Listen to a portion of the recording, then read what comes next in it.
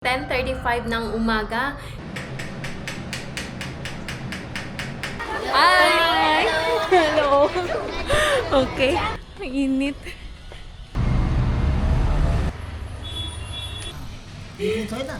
Ang merienda.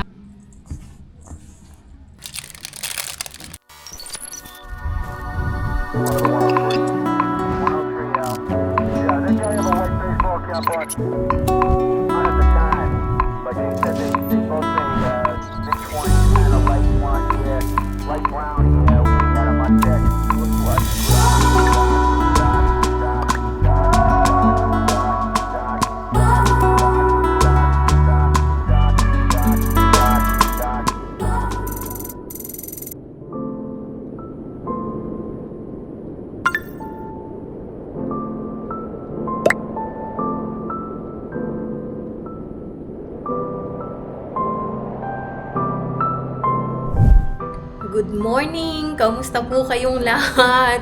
Kamusta ang inyong mga araw? So, time check, 10:35 ng umaga. And ako ay magluluto ng lunch yung isi-send ko kay Champ at saka yung sa amin ni Santosh. So, bali may dalawa pa akong longganisa. So, yun na lang, longganisa and egg kay Champ. And kami ni Santosh ay dal fry and roti for lunch. So, diyan muna kayo, magluluto lang ako dahil mabilisan na dahil ako'y magsisend pa ng food kay Champ. So, tingnan pa natin kung ano yung mga susunod na kaganapan ngayong araw ng Tuesday, Martes, dito sa amin sa Nepal. So, maya naman ulit.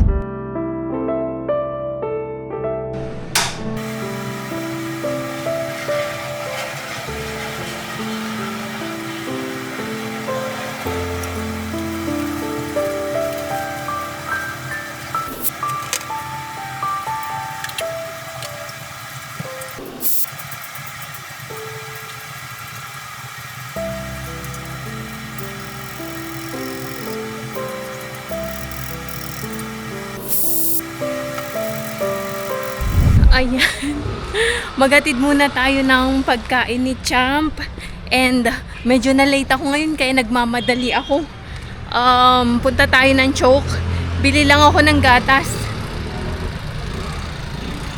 So, time right now, it's 11:57. Usually, sinisend ko ang food ni Champ ng 11:50. Pero it's okay. May time pa naman.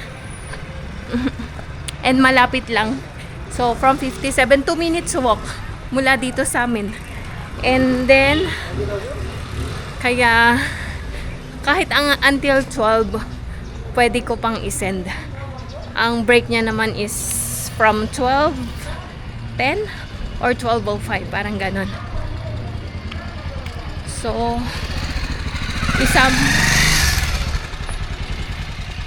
sama ko na din kayo sa paghahatid ng kanyang food.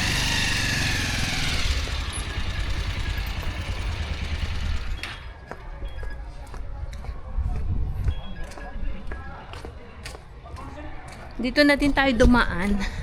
Ayan. Mamaya.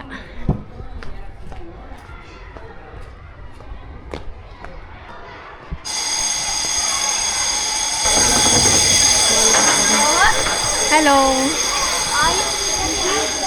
So, dito siya. Iwan ko lang. Balik na tayo. Hi! Hello!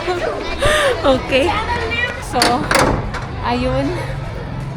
Iniiwan lang naman doon. Kukolektahin na ni Champ pag break nila. Punta na tayo ng Choke.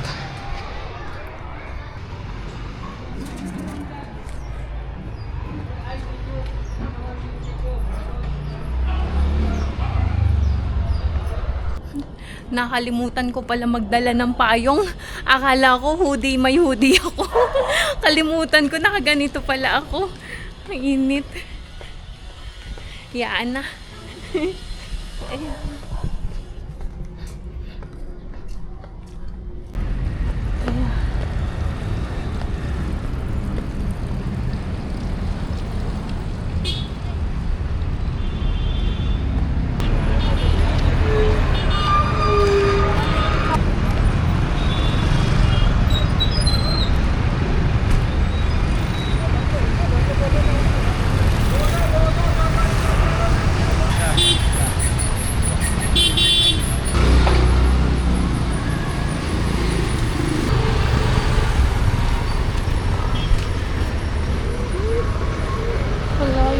nagtitinda ng saging. Sauji! Dude, egg liter?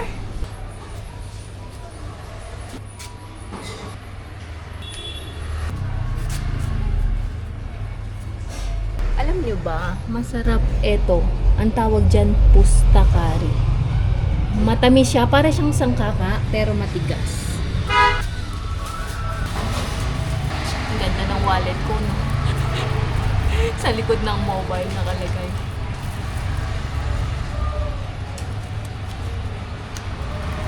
Tara na. Uwi na tayo. Bibili sana ako ng saging, kaso wala yung nagtitindang na sa bisikleta.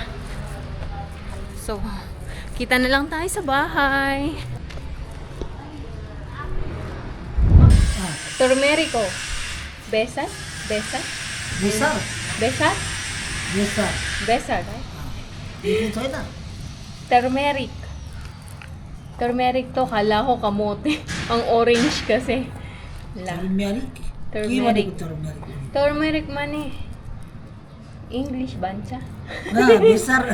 Besar ni ko. Hajor. Nagpapainit si Pufu nung idadry niya yung turmeric. Ay, andyan na siguro si Santos. Bukas na ang aming gate. Andyan na nga. Magandang hapon! So, ayan, naidlip ako.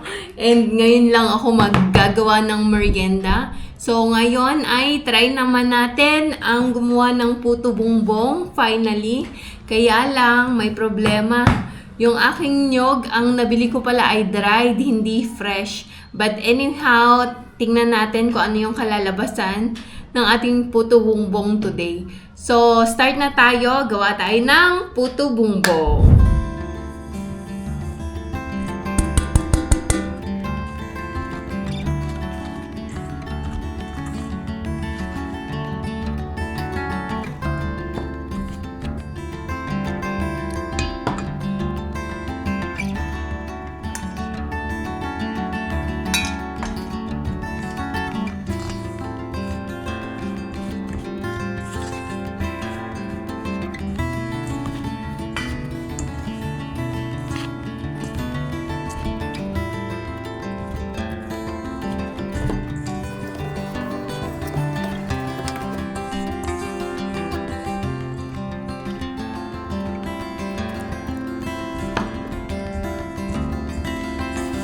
So, ayan, pag ganito na ang dough, yung hindi siya basang-basa and dry, pwede na ba?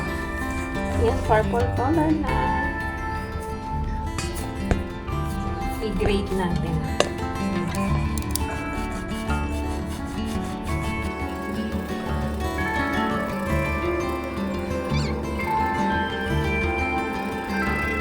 Okay, ito, ready na ang ating dough.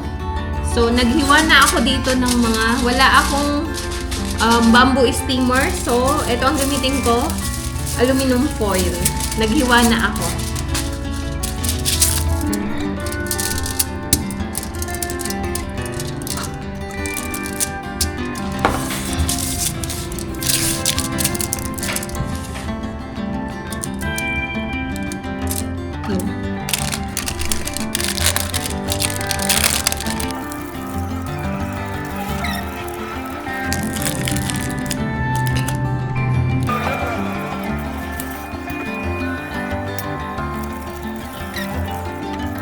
Pagpatuloy ko lang to and balikan ko kayo maya-maya.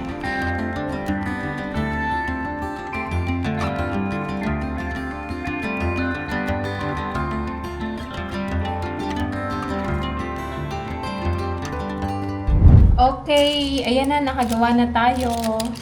Steam na natin. Ilan nagawa ko? Ayan, 18 pieces. Steam natin for 15 minutes. Okay, steam na natin ng 15 minutes. Pagpakulo na ako. High fire. So, ayan, luto na. Tingnan natin. Apat lang muna. Try natin. Baka hindi ako sure kung magugustuhan nilang mag-ama. Yeah. Oh, wow. So, ayan na. Napasobra yung ating mainit-init pa. Then, lagyan natin ng... Wala akong margarine. So, ito ilagay ko ghee. Favorite ghee na champ. And then, yung nabili kong... Ano yun? Yung nabili kong... coconut I failed kasi ganito siya. Dried. Ayan, oh. Dried coconut. So, hindi ko na lang ilagay. Ito na lang, condensed milk.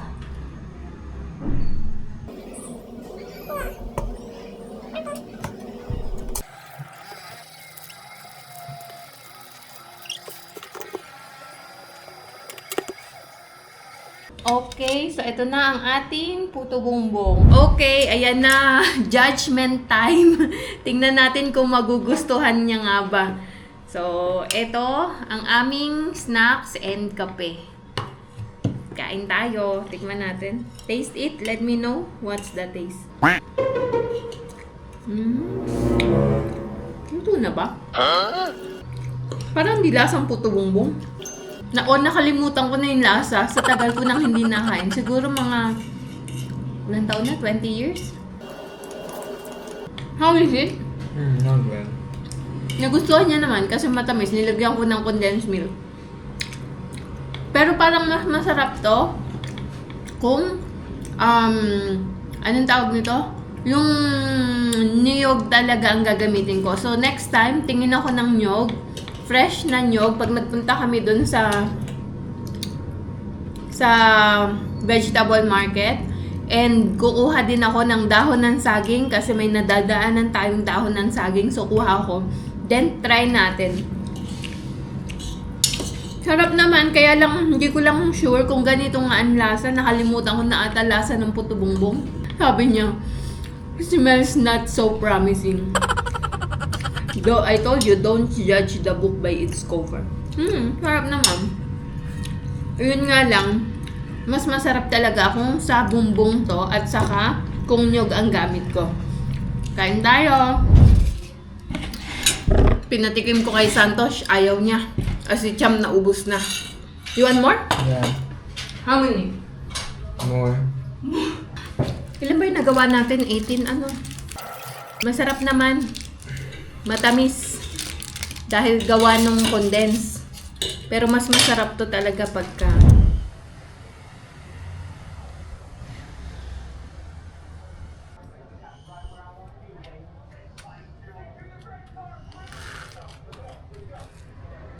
So, ayan, tapos na tayo magluto and intay lang namin si Santos para sa dinner, and then nagdilig na si Champ.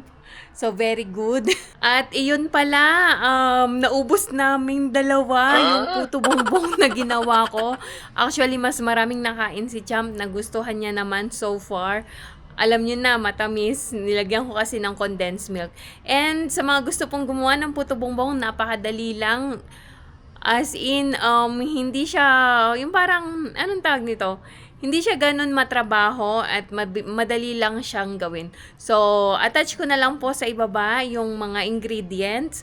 At nakita nyo naman kung paano lutuin. So, mabilis lang. Simple and masarap na puto bongbong. Yun lang muna ang ating ganap for today. Maraming salamat sa patuloy nyo pong panonood ng aming mga videos. Maraming salamat din po sa bawat like, comment at shares ninyo. At higit sa lahat, sa mga hindi po nag-i-skip ng ads, maraming salamat po sa inyong lahat. Sa mga bago po sa aming channel at hindi pa nakasubscribe, baka naman po pwedeng pakiclick ang subscribe button below at ang notifications bell na din para updated kayo sa aming mga bagong videos. So hanggang dito na lang po muna. See you tomorrow. Good night everyone. Bye-bye. God bless.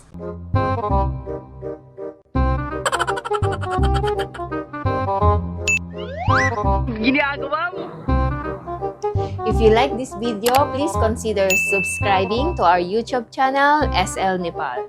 Thank you for watching. Have a nice day.